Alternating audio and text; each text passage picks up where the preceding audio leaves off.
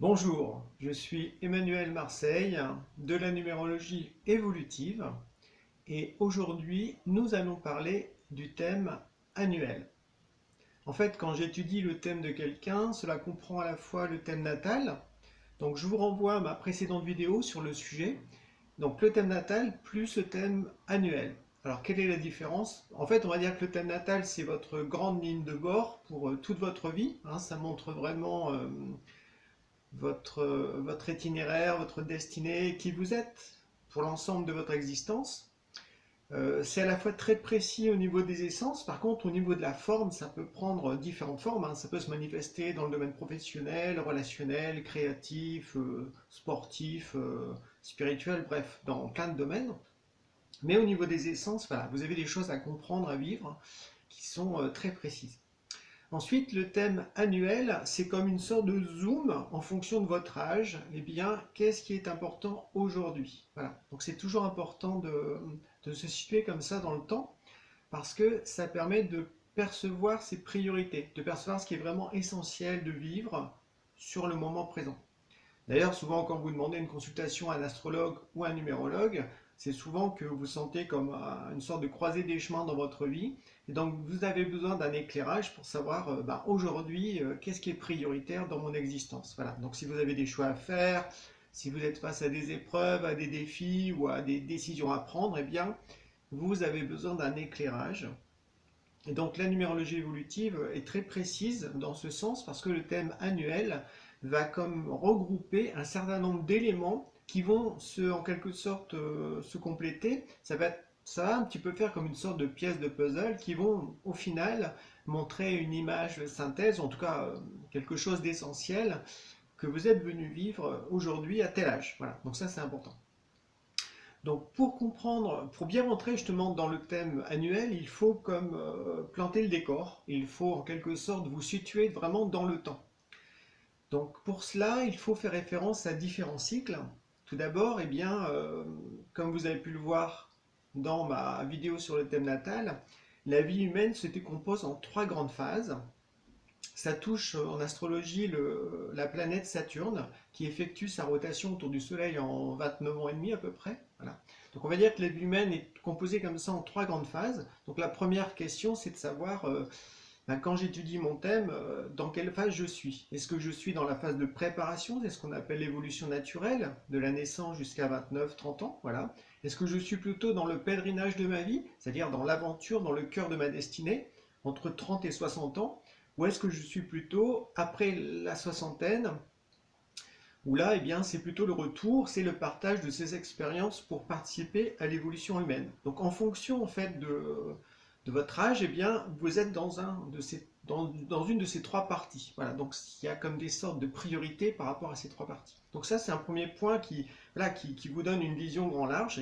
Et dans cette vision de destinée qui va de la naissance jusqu'à votre mort, eh bien, voilà, où est-ce que vous vous situez? Ensuite, deuxième chose à laquelle je tiens, enfin, je fais attention, c'est la notion de septaine. Donc c'est quelque chose qui n'est pas du tout relié à la numérologie proprement dit, c'est l'évolution de la vie humaine en tranche de 7 ans. Voilà, donc vous savez qu'à 7 ans, les enfants ont leurs dents, vers 14 ans, il y a la puberté, 21 ans, normalement, chez l'âge de raison, en quelque sorte, la personne commence à être un jeune adulte. 28 ans, même au niveau du coccyx, en fait, les derniers os finissent de se construire. Donc après, en fait, on peut comme ça décomposer la vie humaine en tranches de 7 ans. Donc c'est quelque chose d'essentiel parce que là encore, en fonction de votre âge, vous êtes dans une septaine particulière. Ouais. Donc par rapport à ça, je vous recommande un bouquin que j'utilise régulièrement. C'est ce bouquin-là.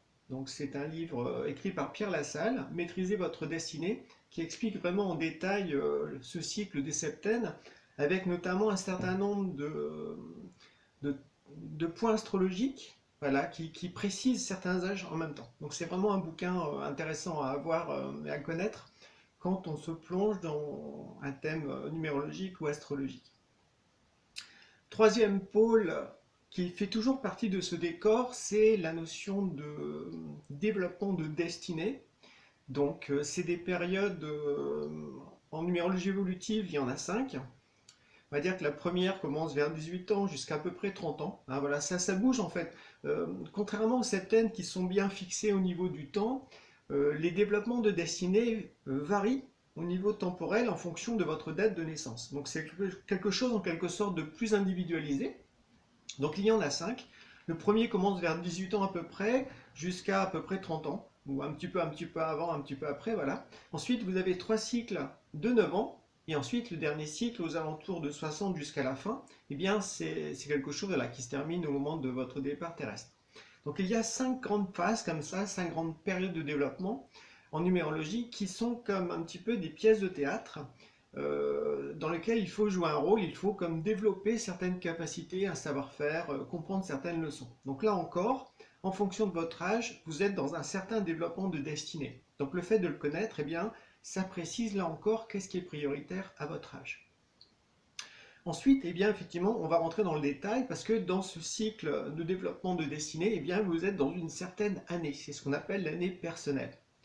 Donc, comme vous pouvez le constater sur le dessin, sur la représentation qui s'affiche, hein, voilà. Et puis, si vous avez suivi ma vidéo justement sur les années universelles et les années personnelles, eh bien, en numérologie évolutive, on fait commencer l'année personnelle le moment de l'anniversaire, d'un anniversaire à un autre. Voilà.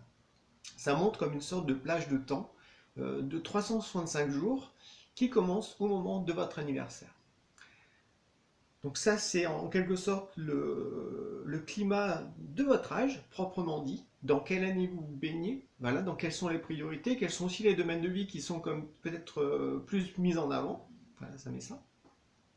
Associé à l'année, on va dire, personnelle, il y a, par rapport à votre identité de naissance, eh bien, des lettres qui sont comme activées. Donc, par rapport à votre prénom de base, votre second prénom, si vous en avez un, et votre nom de famille, eh bien, il y a 2 ou 3 lettres, ça dépend hein, de votre identité, qui sont comme activées, qui vont mettre en avant justement certaines caractéristiques à vivre, là encore, au sein de cet âge dans lequel vous vous trouvez. Si maintenant on additionne la vibration de ces 3 lettres, ça donne ce qu'on appelle l'essence des lettres en numérologie, c'est un nombre, qui là encore vous renseigne sur qu'est-ce qui est prioritaire à votre âge. Et si on additionne l'année à l'essence, eh bien ça donne l'objectif de l'année. Donc c'est comme si l'objectif, ça vous montre une direction. Donc c'est intéressant de connaître ça. Donc honnêtement, ça c'est quelque chose que j'ai trouvé hein, de par mes recherches en numérologie. Donc c'est quelque chose que vous ne trouverez pas dans d'autres bouquins, tout ça. Donc c'est vraiment spécifique à la numérologie évolutive. D'ailleurs, le thème annuel tel que je le présente, c'est quelque chose que je n'ai jamais vu ailleurs. Voilà. Et ça regroupe beaucoup d'éléments qui vont permettre, si on arrive à les regrouper, de percevoir vraiment ce qui est essentiel pour votre âge. Donc c'est ça le but en fait du thème annuel. C'est quelles sont mes priorités, qu'est-ce que j'ai à comprendre, qu'est-ce que j'ai à vivre, pourquoi je me retrouve dans telle situation. En fait tout ça, ça vous éclaire. Et donc ça vous apporte aussi un sentiment de confiance envers la vie, parce que vous allez vous rendre compte que ça correspond au nombre en question. Donc c'est dans ce sens où ça peut aussi être apaisant de connaître justement quelles sont les grandes lignes de sa destinée, qu'est-ce qui est prioritaire aujourd'hui à votre âge. C'est un peu ça en fait, hein, parce que quand on comprend, eh bien on voit les choses autrement, on fait des liens entre différents aspects de sa vie, les différents événements, etc.